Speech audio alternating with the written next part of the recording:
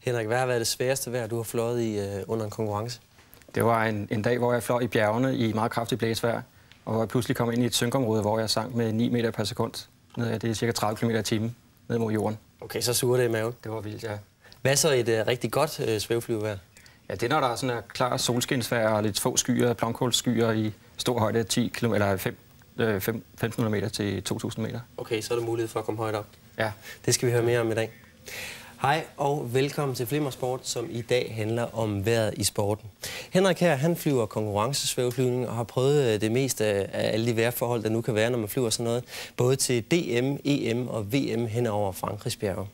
Jeg har også ude at prøve en tur sammen med en fyr fra Aalborg, som hedder Søren.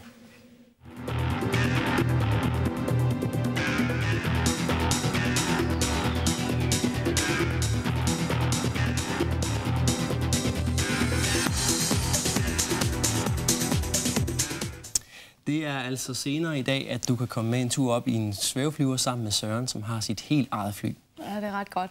Vejret? Jamen, næsten dagligt, når jeg kan komme til det, så ser jeg vejrudsigten. Ja. Fordi det er altid en måde at kan man sige, lære mere på.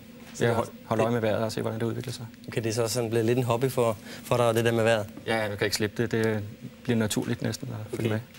For at blive en god svæveflyverpilot, der skal man jo have styr på det der med termikken. Og hvad termikken er, det skal vi prøve at finde ud af nu, fordi jeg har sendt Camilla over til meteorologerne over i vejrstudiet. Er du med? Ja. Kigger du? Ja. Jeg står her med Søren Brodersen fra vejret. Og Søren, hvad er termik for noget? Termik er jo det, som svæveflyveren skal bruge, når han skal op i luften og videre ud at flyve. Og termik er jo opstigende luft, og det danner sådan nogle skyer her. Det kalder vi for cumulusskyer eller blomkålskyer. Ja. Og de er dannet, fordi der er varm luft, der stiger op fra overfladen. Og vi har en film af, hvordan det sker. Lad os se det. Den varme luft, den dannes, fordi solen skinner ned. Vi skal have solskin. Så solen skal skinne på jorden, og så bliver der dannet nogle varme bobler af luft. De stiger op, fordi de er lettere end den omgivende luft, der er udenom. Og så stiger den op, og dem kan man ikke se. Men en gang imellem, så bliver der dannet en sky på toppen af dem. Og det er nede under skyen, at vi finder termikken. Der er altså varm luft, der stiger op, lige til bunden af skyen, og også videre op i skyen. Men det op til bunden af skyen, der er der altså varm luft, og det er termik. Okay, og kan man svæve herop så? På toppen af en sky? Man kan godt komme herop til omkring toppen af skyen, men man må ikke flyve inde i skyer. Og det vil man være nødt til, hvis man skulle derop. Okay. Fik du det, Jesper? Ja, det kan du tro. Tak for det. Men det der med, at man flyver op over skyer, man ligger vel mest lige nede under, gør man ikke? Ja, vi må ikke flyve ind i dem. Nej. Så vi holder os under dem, og helt op til, altså, hvis vi kan komme derop. Hvorfor må man ikke flyve ind i skyerne? Ja, vi mister orienteringen lige med det samme. Ja. Når vi ikke kan se noget, så kan man vende på hovedet, uden at man opdager det, fordi man ikke har synet. Så kan det hurtigt gå galt. Ja. Men nu, hvis der ikke er noget termik, hvad gør man så? Ja, så må vi jo lande et andet sted. Vi kan ikke komme op, når der ikke er nogen motor i, så går det nedad. Men det er vi øvet i at finde en anden landingsplads end flyvepladser. Okay. Så vi må lande på marken en gang imellem. Det sker. Det sker indimellem? Ja. Okay. Nu skal vi en tur op og flyve med en dreng fra Aalborg, som hedder Søren. Og han er ved at få rigtig godt styr på det der med termikken. Og Søren, han er så heldig, at han har sit helt eget svævefly.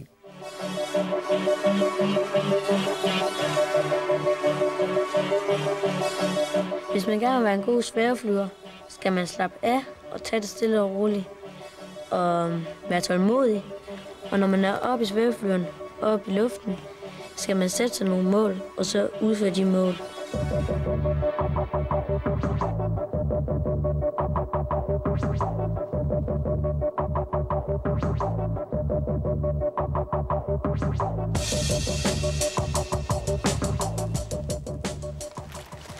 Det er så hangaren med svæveflyver. Ja. Kan du huske første gang, du var oppe i sådan en? Ja, der var jeg 2 år, tror jeg. Okay. Jeg tror, der var 10 puder, før jeg kunne kigge ud over kanten. Ja. Så det var... Ja. Så det er faktisk 10 år siden? Ja. Hvor mange flyvetimer har du så haft i mellemtiden? Så jeg har haft 100, tror jeg, som ikke er skrevet. Og skrevet, der har jeg 20 timer. Hvad vil det sige, når de er skrevet? Det er sådan en lille logbog, vi har. Ja. Vi kan logge vores flyvninger. Det vil sige, så de er altså godkendte? Ja. Ja. Den der, det er din? Ja. Jeg kender jo ikke ret mange 12-årige, der har sin egen flyver. Nej. Hvordan er det? Det er sjovt. Ja. Det er dejligt. Men nu er det også sådan, det er også min storebror som min fars. Ja. Jeg må ikke lov til at flyve i den endnu. Fordi man skal være 15 for at flyve i en ensidig flyver. Okay. Hvordan er det så, at du ikke må flyve i den? Ej, den er også lidt irriterende. Ja, så du glæder dig til, at du bliver 15? Ja, det gør jeg. Men du må jo flyve i den med 2 sæder og en instruktør. Ja. Så skal vi lige se, hvad der skal til for at komme op i sådan en. Ja, det kan vi godt. Okay. Det første, man skal gøre, når man skal op og flyve, det er at tage faldskærm på. Det næste, man skal gøre, det er at sætte sig ned i flyveren. Så tager man sætter på. Så lukker man huden. Og så laver man cockpit-check. Det sidste, jeg tjekker, er så min luftbremser. Og så er jeg klar til at flyve.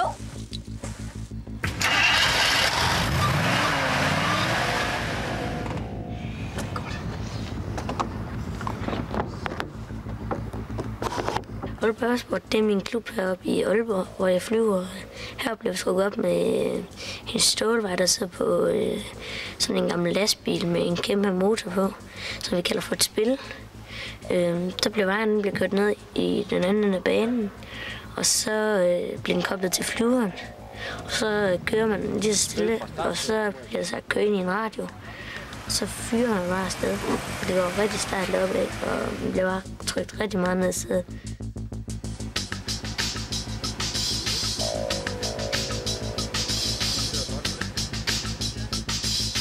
Så op på toppen, så sænker spiller man farten, og så glider vejen lige så stille og roligt ud af koblingen, og så svæver man frit.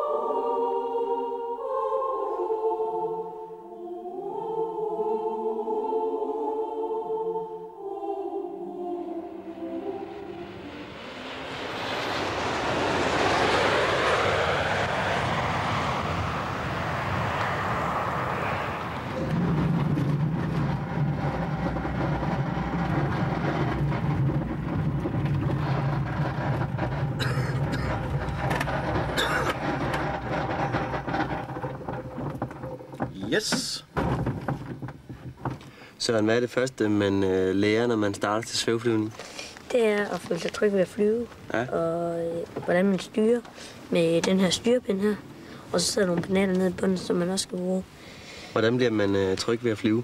Det er ved at komme op og lave nogle drej og sådan noget, og prøve at se, at der ikke sker noget ved et lufthul og sådan noget. Så flyver ryster lidt og sådan noget. Og så lave nogle drej og så flyver langsomt og lidt hurtigt og komme ind til landing og sådan noget. Så man simpelthen får fornemmelsen af det hele. Hvordan lærer man så at styre? Jamen, det gør man nede på jorden, så viser instruktøren så, hvordan man skal lige så stille og roligt bare bruge pinden. Det er simpelthen styrepinden, den der? Ja. Og så bruge den lige så stille og roligt til at komme rundt med. Der skal ikke ret meget til? Nej, der skal ikke ret meget til. Lige så stille små ryg? Ja. Hvad så, når man har fået styr på alt det? Jo, så kommer man til instrumenter. Ja, dem der sidder heroppe. Ja. Der er jo ret mange, må jeg sige. Der er også meget at holde styr på. Ja. Hvad er det, vi har derovre? Det er højdemåler. Ja. Den der er på 100 meter der. Okay. Og næste gang der er 200, 300 og så videre. Hvor højt har du været op? Det højeste har været det er 2000 meter. Det er jo langt. Hvad så med den der? Det er kompas. Ja. Og den der, det er barometer, lodret stigning og synkning. Okay. Og den der? Det er fartmåler. Ved 8 er 80, og 10 det er 100, og 12 det er 120. Hvad er det hurtigst, man kan flyve en svæveflyver? Det er 220. Okay, så er der smæk på. Ja, det er der.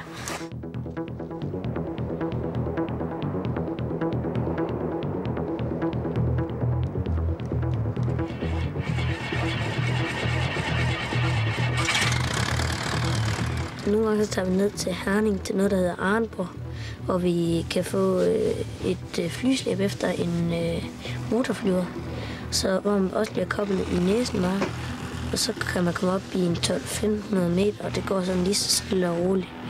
Så har man længere tid til at glide rundt og lave nogle forskellige ting, og større chancer for at få opdrift, så man kan komme højt.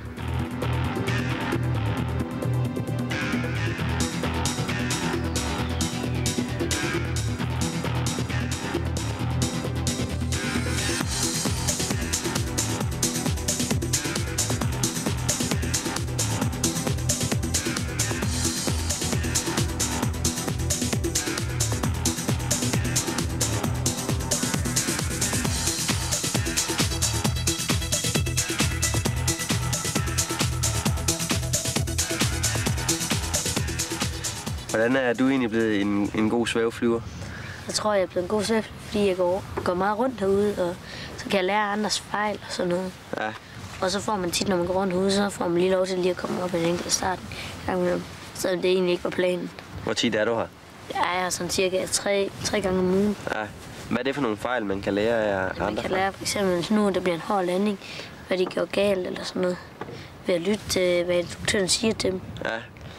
Så skynder du lige at løbe hen, hvis der er en dårlig landing, og lige høre, hvad det er, de siger. Ja.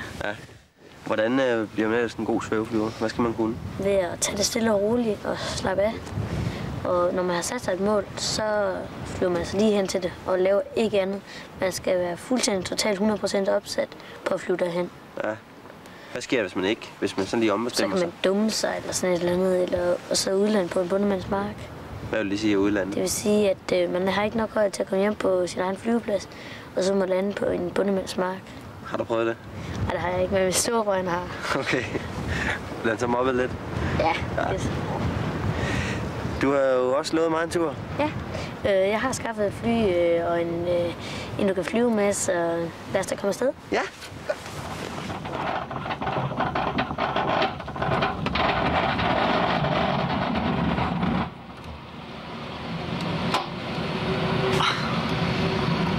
Så går det opad.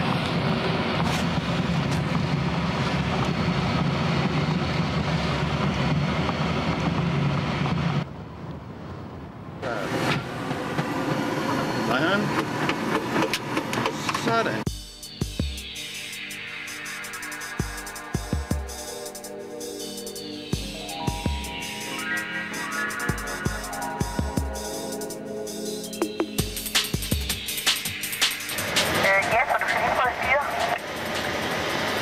Okay, hvordan gør jeg det?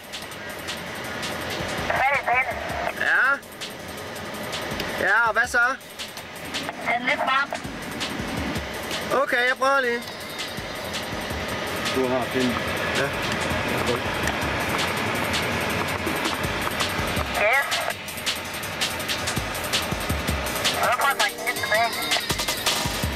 Alright.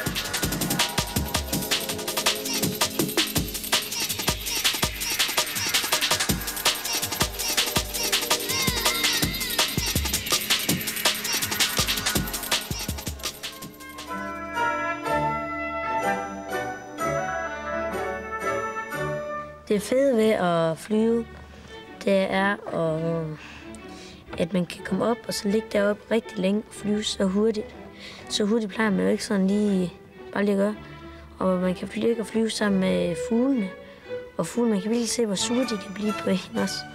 Og så nærmest gå hen og angribe en på en eller anden sjov måde. Men altså alligevel ikke gøre noget, bare flyve sådan rigtig hurtigt hen over en. Og så er det også rigtig dejligt at flyve i en solnedgang. Det ser simpelthen så flot ud, med rigtig meget fart på. Det er flot.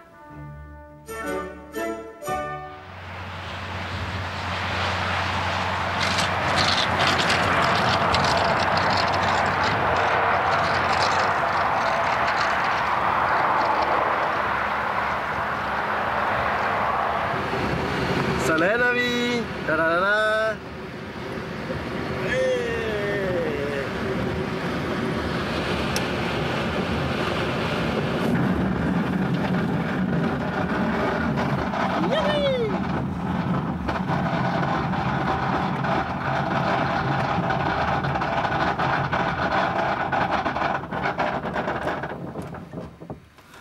Så er vi landet. Hvordan gik det? Det gik helt vildt godt.